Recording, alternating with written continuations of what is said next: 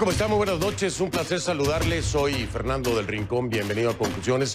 Estamos transmitiendo en esta ocasión en vivo desde la Ciudad de México, pero por supuesto continuamos con nuestra cobertura especial sobre lo que ocurre en Bolivia, cuando se le dieron 48 horas de plazo por parte de Luis Fernando Camacho al presidente Evo Morales para que presentara su renuncia. Esto no ocurrió, así que el día de hoy se anunciaron nuevas medidas. Mientras tanto, ¿qué fue lo que se escuchó en la OEA? También estaremos repasando lo que dijo el canciller Pari y, por supuesto, ¿cuál es la postura entonces de la comunidad internacional? Al menos Estados Unidos ha sido muy claro, una nueva elección.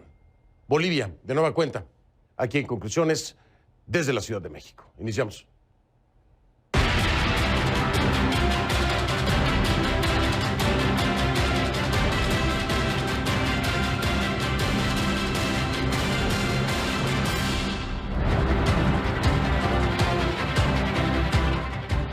Le pido que a partir de este momento me acompañe utilizando la etiqueta numeral Conclu, el ex Bol 11. Conclu, el ex Bol 11, el ex de elecciones, Bol de Bolivia 11.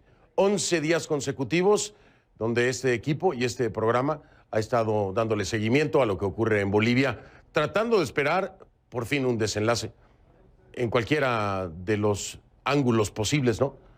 Me refiero a que hay una auditoría en curso por parte de un equipo de la OEA, pero hay mucha presión a nivel político hacia el interior. Como le decía, ya están pidiendo la renuncia y habían dado 48 horas para que así fuera. Lo hizo Luis Fernando Camacho. Las cosas no se han dado y la conclusión no ha llegado aún a Bolivia.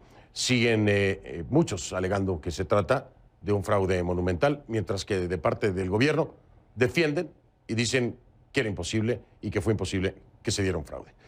@soy F del Rincón es la cuenta en Twitter, @soy F del Rincón, y la etiqueta Conclu el ex Bol 11.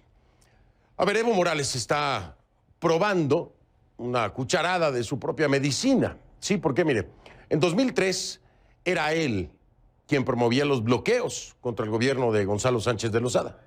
Hoy él es el bloqueado y la situación se le complica. Como le decía, el Comité Pro Santa Cruz anunció la radicalización de las medidas para que Morales presente su renuncia. El mismo comité había dado plazo hasta este lunes para que eso pasara, pero no ocurrió.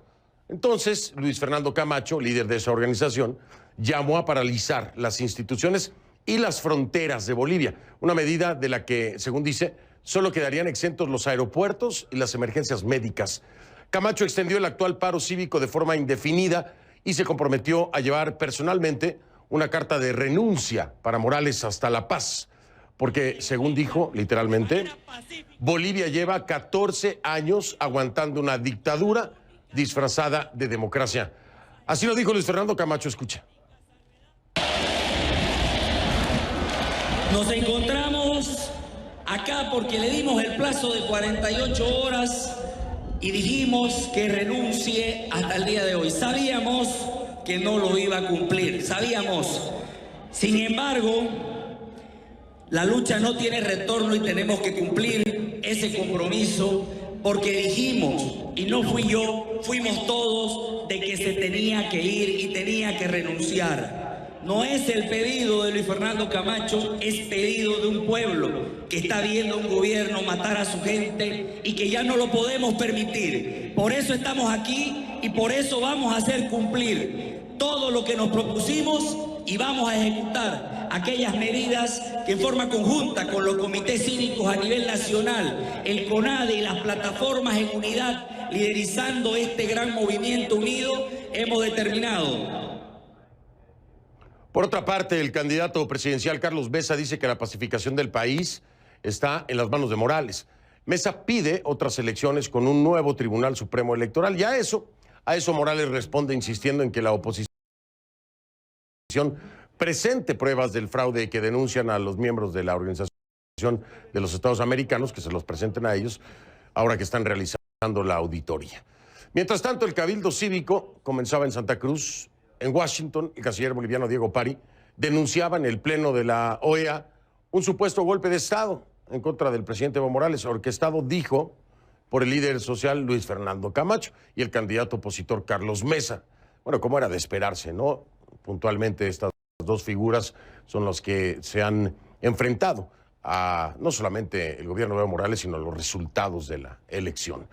La presentación de Pari, sin embargo, se enfocó en Camacho, concretamente a quien tildó de racista y radical, y a quien señaló como el responsable de que en los próximos días Bolivia siga el camino de la democracia o de la violencia. Vamos hasta el Centro Mundial de Noticias en Atlanta, y está nuestra Key Guerrero con su reporte K.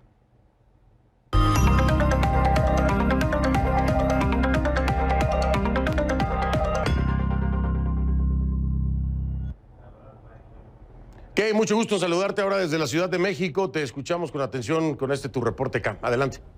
Fernando, fíjate, en América Latina hemos tenido varios procesos electorales que han sido bastante cuestionables y muchos de ellos, como tú sabes, han llegado al Pleno de la OEA en una sesión de debate. Pero yo creo que lo interesante de la sesión ordinaria de esta tarde es que fue bastante distinta. Los reclamos del gobierno boliviano, las denuncias, no parecen ir en contra del candidato opositor Carlos Mesa, como suele pasar en este tipo de debates, sino en contra de una figura que nada tiene que ver con el resultado electoral. Estamos hablando del líder social de la provincia de Santa Cruz, Luis Fernando Camacho. Con estas declaraciones, Fernando, queda claro que la concentración del gobierno de Evo Morales es precisamente el gobierno de Camacho y no necesariamente la oposición que está encabezando el candidato Mesa. De hecho, en el Pleno de la OEA, el canciller de Bolivia, Diego Pari, presentó dos videos, ambos atacando a Camacho. En estos videos lo acusan de ser racista, como tú mencionaste, de emprender un movimiento en contra de las personas indígenas y de aprovechar, dijo el canciller, la polémica en torno a las elecciones para poner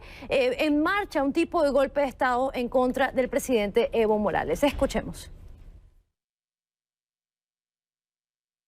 La voz de un pueblo corre el riesgo de ser silenciada ante el surgimiento de hordas fascistas incrustadas en organizaciones cívicas que expresan su odio contra todo aquel que no comulga con sus ideas, imponiendo medidas de hecho de forma violenta y abusiva.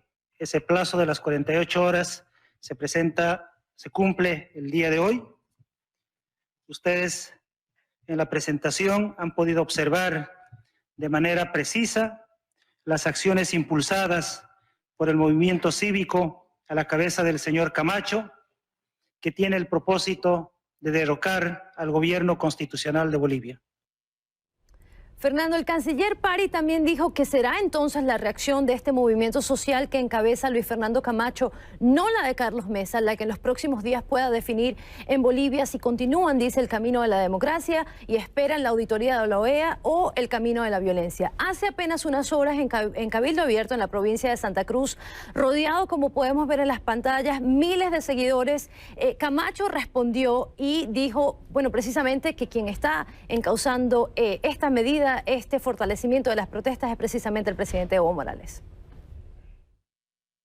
Recordarle, señor presidente, que solicitar la renuncia de un presidente no es un acto ilegal, mucho menos inconstitucional. Mucho se ha dicho que somos un movimiento fascista y discriminador. Sepa usted, señor presidente, que ese odio, resentimiento y racismo proviene de usted. Sin embargo, lo único que ha provocado ha sido unirnos. Los bolivianos estamos más unidos que nunca. Ya no confronte más al país, señor presidente.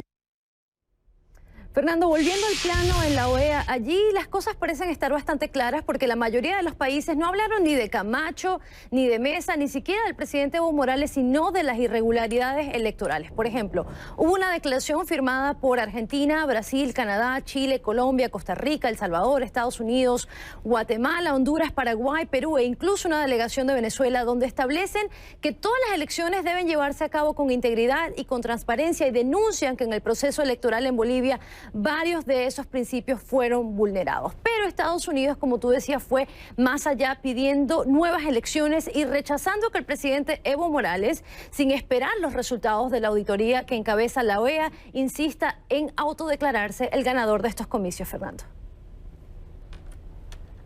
Pues aquí lo que queda claro es que estas declaraciones de estos países vienen a reafirmar lo que ya la OEA había dicho antes. tenemos que recordar y tenerlo muy, muy claro, que creo que esto es muy importante. La OEA también lo debe tener muy claro, se los dejamos saber la semana pasada. Ellos son los primeros en recomendar una segunda vuelta. Exactamente. Y hoy, para muchos, sin explicación, como para mí, por ejemplo, no entiendo la contradicción de recomendar una segunda vuelta y después ir a una auditoría, pero así es como están las cosas. Sin embargo, los países están igual de claros. 3 de los principios fundamentales de una elección no se cumplieron, de acuerdo a la OEA. Estos países lo respaldan. Sin embargo, bueno, hoy estamos a la espera de un resultado por parte de este equipo de la OEA en la auditoría. Vamos a ver qué pasa. Así es, Fernando. Así es, y dejarlo en claro que estos países que firmaron esa declaración traen a colación lo que tú mencionas, de que en un principio se recomendó que se hiciera una segunda vuelta y ahora estamos hablando, bueno, de una auditoría. Pero como te digo, en el Pleno están muy claros, las voces fueron muy claras, habrá que esperar cuál es el resultado de este informe de la OEA que se presentará en los próximos días, Fernando.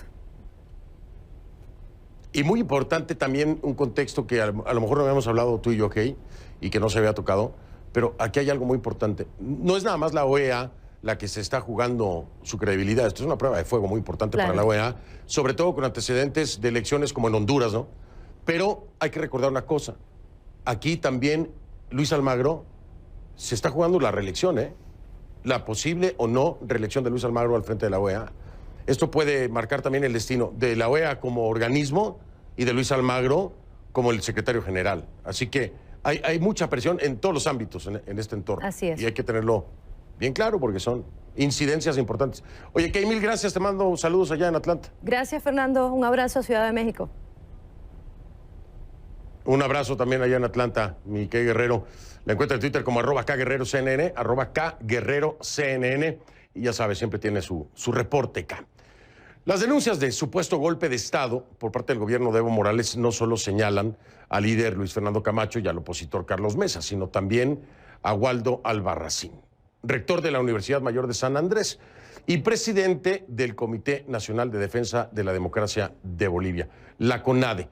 Antes de continuar, debo indicarles que el próximo video que va a ver en pantalla pues puede herir su sensibilidad, ¿no? Si hay niños pequeños cerca de usted, bueno, yo le recomiendo que los distraiga por un momento de la transmisión, pero que ponga mucha atención. Y es que, le voy a decir, Albarracín, además de ser una figura conocida en Bolivia y una de las caras del movimiento de oposición a Evo Morales, es también uno de los primeros heridos de los enfrentamientos postelectorales. Muchos de ustedes en Bolivia saben de esta imagen, la hemos visto muchos de nosotros desde el mismo día en que ocurrió. Es una imagen, pues, bastante explícita en términos de violencia y de agresión a la que fue sometido y de la que fue víctima, ¿no? El video de la embestida en su contra fue viralizado. El hecho fue denunciado por varios organismos internacionales, entre ellos la propia Comisión Interamericana de Derechos Humanos, quienes en un informe aseguraron que Albarracín fue agredido por el impacto de un contenedor de gas lacrimógeno en su rostro. Es decir, un cartucho de gas lacrimógeno le pega en la cara, ¿no? Bueno, él nos acompaña aquí en Conclusiones para reaccionar al anuncio del movimiento cívico sobre la radicalización de la protesta ante la negativa de Evo Morales de abandonar el cargo. Vamos con él.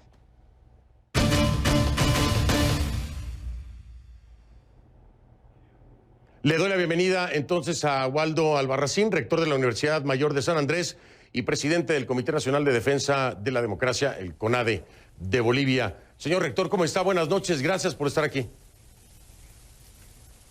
Muy buenas noches, un saludo fraterno para ti y para todos quienes están mirando y escuchando este programa. Dígame una cosa, ¿qué le parece a usted la estrategia? Porque es una estrategia, a final de cuentas, de presión que ha adoptado Luis Fernando Camacho en este sentido, con el ultimátum de las 48 horas y ahora el que promete ir precisamente a La Paz para llevar la carta de renuncia de Evo Morales. ¿Le parece que es el camino correcto? ¿Le parece que es por ahí que se debe presionar? ¿Es válido? ¿Cree que tendrá algún resultado concreto esto que propone Luis Fernando Camacho y la presión que ejerce, por supuesto?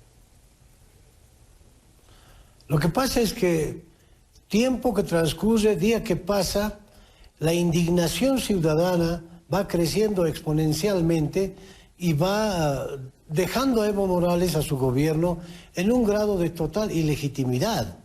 A estas alturas, el propio Evo Morales, por por su conducta, por la manera como reacciona ante los problemas, él mismo se ha quitado la investidura presidencial y actúa, habla, procede, más que como presidente de un país, lo hace como un militante de su partido, del movimiento al socialismo, o como dirigente de los productores de coca.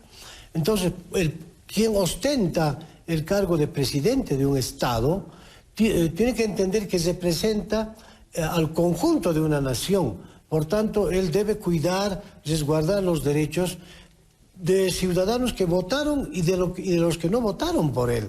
Ya cuando ocupas un cargo de esa investidura, de esa jerarquía, ya no puedes orientar tu actuación exclusivamente en favor de tus correligionarios políticos y olvidarte del resto. En ese sentido, en este momento Evo Morales ya está contra todo un país. Los únicos que lo apoyan son precisamente los de su partido. Y en ese contexto, obviamente va creciendo la indignación cuando amenaza con cercar las ciudades, con no permitir el paso de alimentos, de líquido, agua, etcétera, amenaza con matar de hambre a la gente. ¿Qué presidente puede hacer eso enfrentándose con la propia sociedad civil? De modo que son sus exabruptos los que fueron dando lugar a que la posición del pueblo boliviano se vaya radicalizando cada vez más. Porque primero se exigía elecciones limpias allí en general, pero cuando se produjo el fraude, en una primera etapa todavía se defendió el tema de la segunda vuelta, porque a eso orientaba el conteo rápido de todas las encuestas, incluso de las que contrató el gobierno. Pero la reacción autoritaria, abusiva, intolerante del presidente ha dado lugar a que posteriormente la misma población ya no hable de segunda vuelta y nos hable de la anulación de las elecciones, porque ya eran ostensibles, contundentes, ya no indicios, sino las pruebas sobre el fraude en contubernio entre el órgano electoral y el propio gobierno. Por tanto, ese es el motivo por el que tiempo que pasa y en la medida que se va incrementando las actitudes, los mensajes autoritarios del gobierno y reitero, al él mismo haberse quitado la investidura presidencial, claro, y si ya no actúa como presidente, la gente le dice, ¿qué hace usted en el Palacio? Renuncie para que la democracia se restituya. Oiga, rector, déjeme, mire, cada vez me queda más claro, mientras hacemos esta cobertura, he estado escuchando las voces de la oposición. Ha habido una transición muy importante. Como bien lo dice usted, al principio se hablaba de una segunda vuelta, pero eso quedó atrás. Las voces de la oposición de pronto empezaron a decir que no era segunda vuelta, que querían la anulación de las elecciones, que querían un nuevo tribunal electoral, un nuevo órgano electoral, pero ahora se va hasta la renuncia de Evo Morales. Yo le quiero preguntar, desde su perspectiva, y escuchando todas estas declaraciones, a mi parecer, la auditoría de la OEA como que está saliendo sobrando para la oposición, como que para algunos sectores de la oposición no importa lo que vaya a resultar de la auditoría de la OEA. Quiero entender cuál es la postura, porque si se está hablando primero del desconocimiento, de la anulación de las propias elecciones, de la renuncia de Evo Morales y de la falta de confianza en la Organización de Estados Americanos por el contexto que ya sabemos, ¿tiene algún sentido para ustedes como oposición que se esté llevando a cabo esta auditoría o no va a importar cuál sea el resultado? Podría importar en la medida en que los señores que llegaron de la OEA actúen con la necesaria sindéresis, independencia política y desde luego en esa medida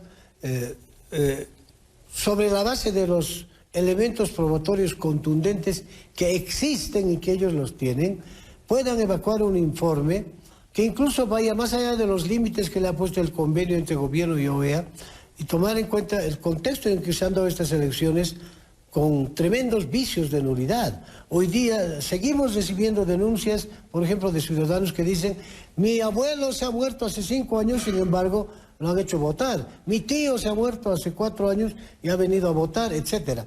Esto es, no hablo de casos específicos, sino centenares, múltiples. O sea, día que pasa se van descubriendo más elementos de prueba contundentes sobre el fraude, más allá del aspecto estrictamente informático que tú ya lo has descrito incluso en otros programas cuando se produce la interrupción más o menos como a las 8 de la noche del 20 de octubre. En consecuencia, el criterio, el pensamiento del pueblo boliviano va en el sentido de que la OEA habría llegado para lavarle la cara a Evo Morales, para que atender en términos demasiado técnicos y terminar diciendo, sí, han habido algunos errores, pero bueno, subsanables, y terminar su trabajo con algunas recomendaciones. Eso es lo que piensa la población. Pero, de todas formas, independientemente ya de que los elementos de presión se fueron radicalizando y siendo más contundentes hasta llegar al problema del pedido de renuncia, creo que una manera de que la OEA recupere imagen en Bolivia y el equipo de profesionales que llegaron a hacer esta auditoría podrían también ayudar a ello en el sentido de hacer un trabajo imparcial.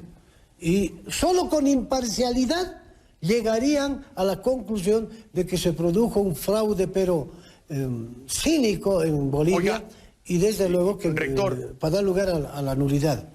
Sí.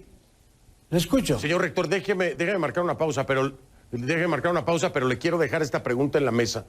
En este hipotético escenario, vamos a suponer que la OEA no habla de un fraude en el resultado de su auditoría, pero habla de suficientes incidencias como para verse forzada a llevar a cabo una segunda vuelta, como lo planteó desde el principio la OEA, ¿no? Vamos a suponer que la OEA no habla de un fraude, pero dice, nos mantenemos en la postura inicial, hay tantas incidencias que esto debe ir a una segunda vuelta. ¿Cuál sería la respuesta de la oposición? ¿Aceptarían un desenlace así del trabajo de la OEA o no lo aceptarían?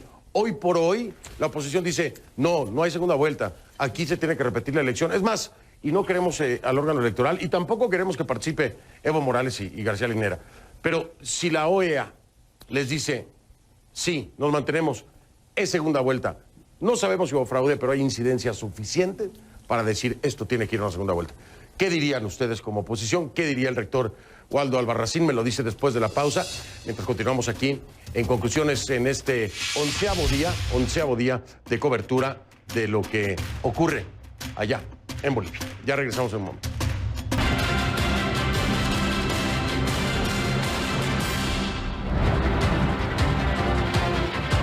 Continuamos con el rector Waldo Albarracín desde La Paz y le preguntaba yo, en este escenario hipotético, ¿no?, en el que la OEA termine precisamente su auditoría y entonces determinen que no hay fraude o no puedan determinar si hubo fraude, pero sí un número importante de incidencias que obligarían a ir a una segunda vuelta, no así anular la elección.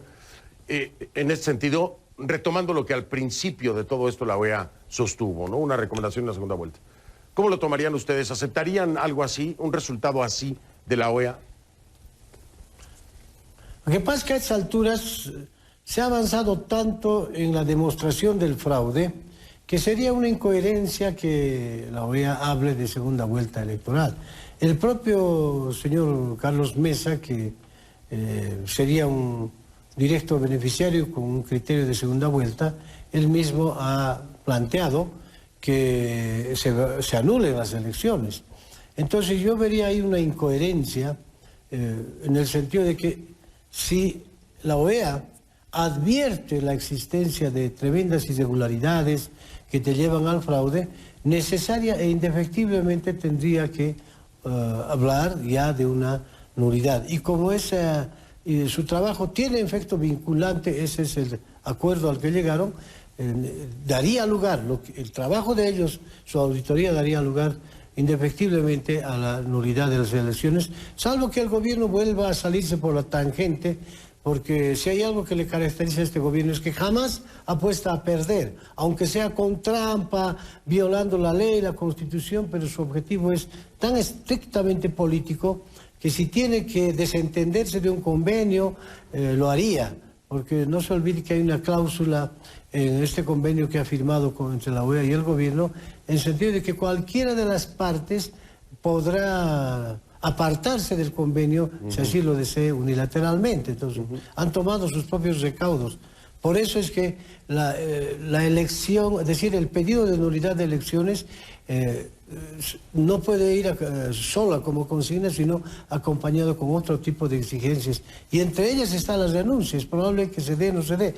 Pero creo, en el fondo, que quien tiene la solución en sus manos, ya lo han dicho otros, es el presidente. Si realmente Evo Morales no quiere salir por el techo como salió Sánchez de Lozada, él debe dar una señal democrática, aunque sea pequeña, y es la de promover la nulidad de las elecciones. Si parte eso de Evo Morales, y tomando en cuenta que el órgano legislativo está absolutamente subordinado a él, el órgano electoral lo mismo, el judicial, la fiscalía, en fin, entonces como él controla todo, basta que lo diga para que los otros órganos estatales actúen en función de esa reacción que debería ser democrática. Pero pedirle a Evo Morales, que es muy difícil ese tipo de consignas, ¿no? Y ya, yo quiero traer aquí a la mesa algo más que hablábamos el viernes precisamente, y es que desde el Tribunal Supremo Electoral le han dicho que de ninguna manera se repetiría la elección. De ninguna manera, y usted lo ha dicho, esto es muy importante. En este acuerdo hay una cláusula, ya la mencionaba el rector, en donde cualquiera de las dos partes se puede retirar, vamos a decir así, del acuerdo, sin siquiera una razón contundente, es nada más porque lo deciden. Y si ya de entrada el Tribunal Supremo Electoral dice de ninguna manera se repetiría la elección, no sé, me parece que se está dando, se está caminando en círculos, ¿no, rector? Ya sabemos la postura del Tribunal Supremo Electoral, y obviamente esta postura estará apoyada precisamente por Morales. Entonces, ¿cuál sería la puerta de salida para finalizar? Le pido una respuesta breve. Mire, es delicada, pero estoy convencido que en manos de Evo Morales está la solución. Él tendría que dar una alternativa histórica, incluso que le ayudaría a recuperar cierta imagen democrática. Viabilizar las nuevas elecciones, anulando estas y con la elección de un órgano electoral imparcial integrado por gente idónea. No es difícil, pero creo que le va a ir peor si es que no busca una solución de esta naturaleza. Vaya, la respuesta fue corta y contundente. Vamos a estar, por supuesto, al pendiente y continuaremos con nuestra cobertura aquí en Conclusiones. Rector, mil gracias. Un saludo hasta La Paz. Muy amable por haberme acompañado. Muy amable, gracias. Un abrazo fraterno.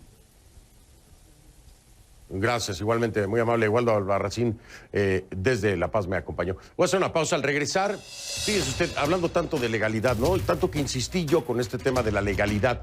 Bueno, el Colegio de Abogados de Santa Cruz presenta una denuncia penal en contra de las máximas autoridades electorales del país. Voy a hablar precisamente con Julio Egues, es presidente del Colegio de Abogados de Santa Cruz. El que se disponía a trasladar al presidente Evo Morales realizó un aterrizaje de emergencia tras presentar una falla mecánica durante el despegue, así lo informó la Fuerza Aérea Boliviana. El organismo castrense confirmó a CNN que el mandatario se encontraba en la aeronave al momento del incidente.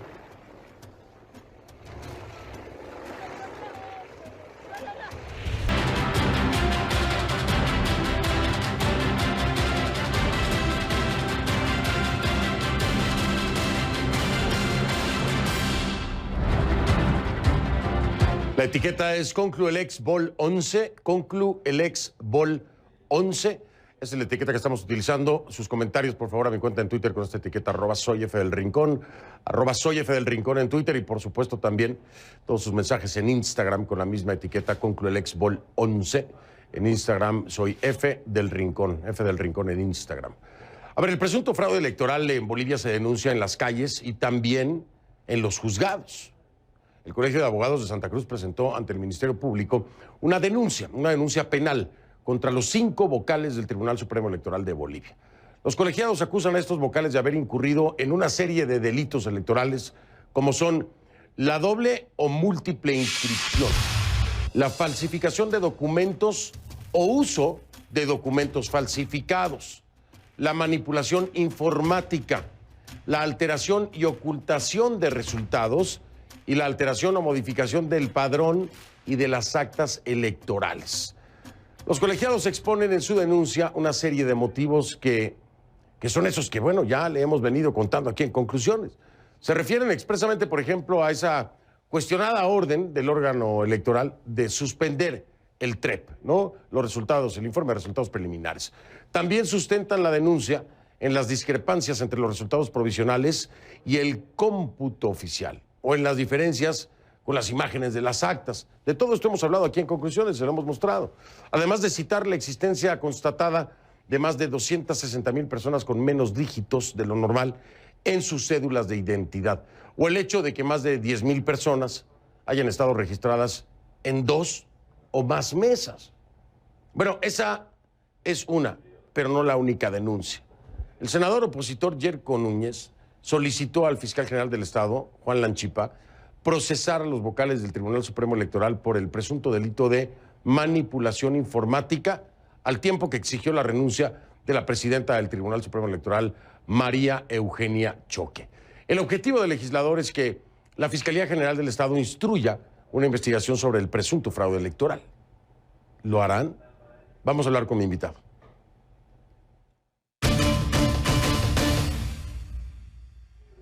Le doy la bienvenida a Julio Egues, presidente del Colegio de Abogados de Santa Cruz. Abogado, gracias por estar aquí. Buenas noches.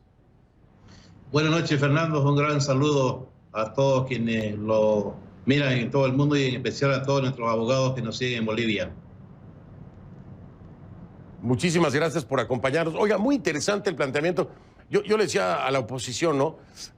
Hay que ir al plano legal, ¿no? Hay que presentar las denuncias correspondientes, independientemente de la presión que pueda haber en calle, en los movimientos sociales, el paro generalizado, en fin, tiene que haber un proceso legal. Se ha dado, ustedes en este conjunto de señalamientos, de llegarse a aceptar esto y iniciarse una investigación, se estaría asumiendo un fraude electoral.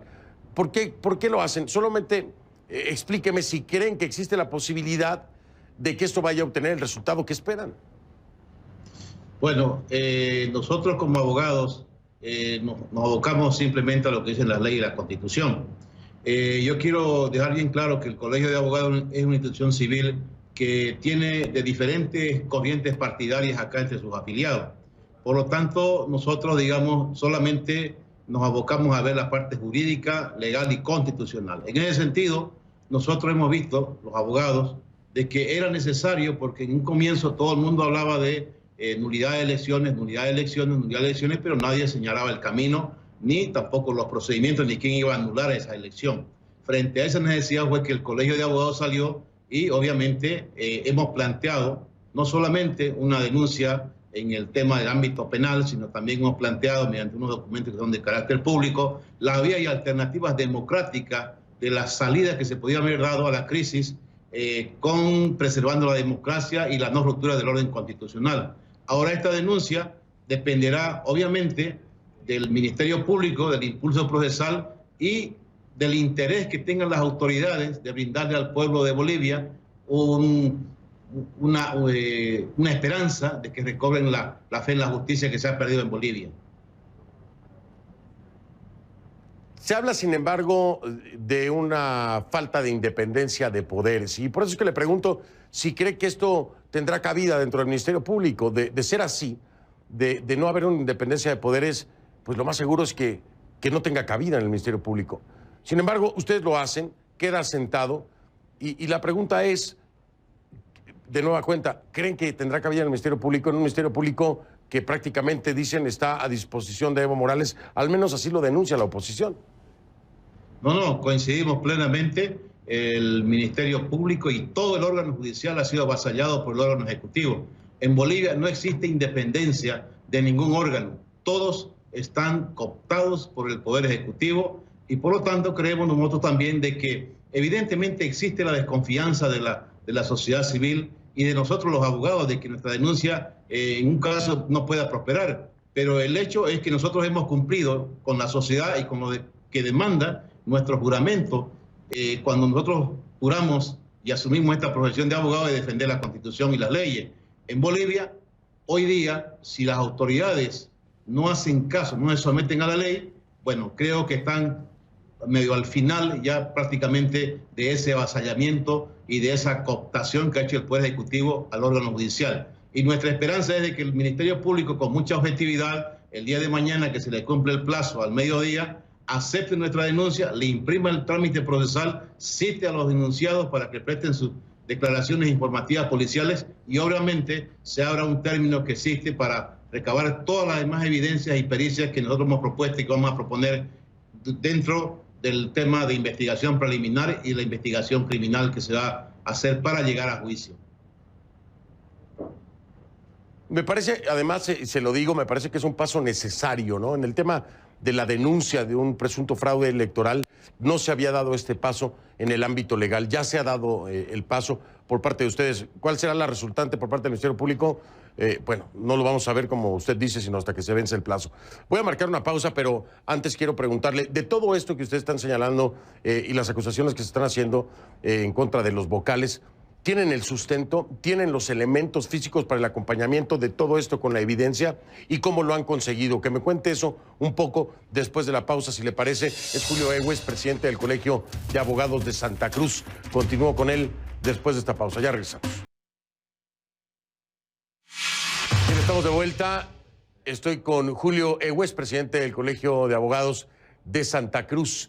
Y le preguntaba yo, ¿tienen el sustento de todo esto que se presenta al Ministerio Público? ¿Ustedes tienen el sustento para hacer el acompañamiento precisamente de cada uno de los señalamientos de su denuncia? ¿Y cómo llegaron o cómo consiguieron todos estos elementos? Cuénteme un poco. Bien, nosotros para probar los indicios, porque en esta instancia solamente necesitamos probar indicios, nosotros lanzamos un comunicado primero pidiendo a la ciudadanía que nos hagan llegar todas las actas que estaban en su poder, porque cada delegado político de organizaciones políticas y cada jurado se quedan con una copia de las actas. Entonces, nosotros tuvimos una gran aceptación y nos hicieron llegar las actas.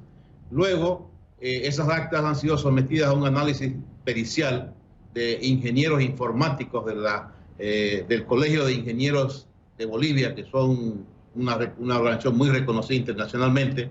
Y estos ingenieros nos han elaborado unos informes técnicos, informáticos, y son donde han arrojado estos datos. Estos datos donde existen, por ejemplo, 10.000 personas registradas en 2 o más mesas. Son estos quienes han descubierto que existen 265.000 difuntos registrados en el padrón electoral, cuyo número de cédula demuestran que estos deberían tener al 20 de octubre más de 100 años. Y estos, por lo tanto, no podrían haber votado. Además, también se ha probado, a través de estos informes periciales y técnicos, se ha probado que existen 4.000 actas que fueron procesadas en el momento en que se suspendió la transmisión del tren.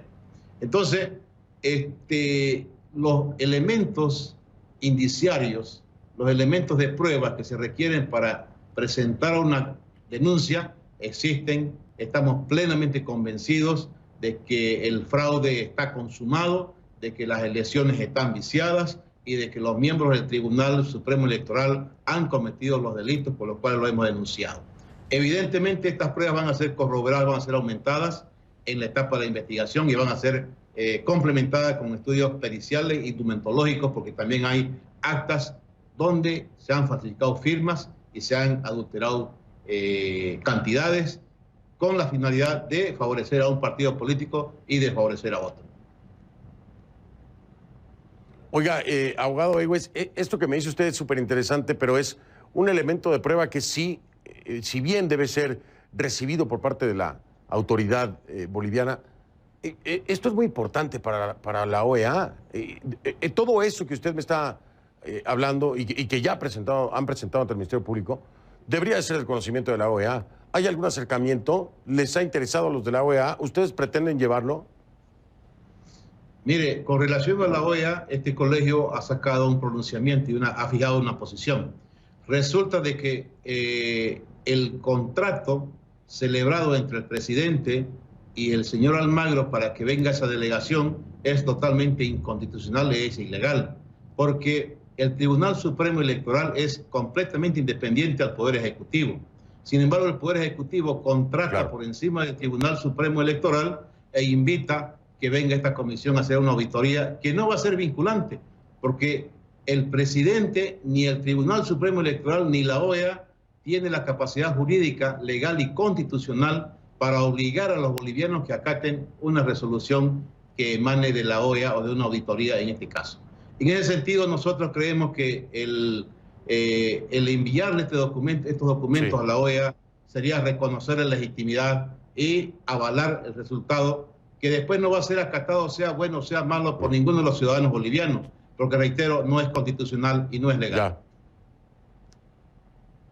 Muy interesante este planteamiento y muy importante este ámbito de la legalidad. Ahí está, ¿no? La letra en la legalidad no falla. Es Julio Egues, presidente del Colegio de Abogados de Santa Cruz. Abogado, mil gracias por haberme acompañado. Que tenga excelente noche. Gracias a usted y hasta en otra. Hasta pronto, gracias, muy amable. Marco una pausa, regreso en un momento. Soy Fernando del Rincón. Si no lo vio en Conclusiones, no lo vio. Transmitiendo desde México. Yo lo veo el miércoles. Mañana martes no estaré con ustedes, pero el miércoles estoy de vuelta. Gracias, buenas noches.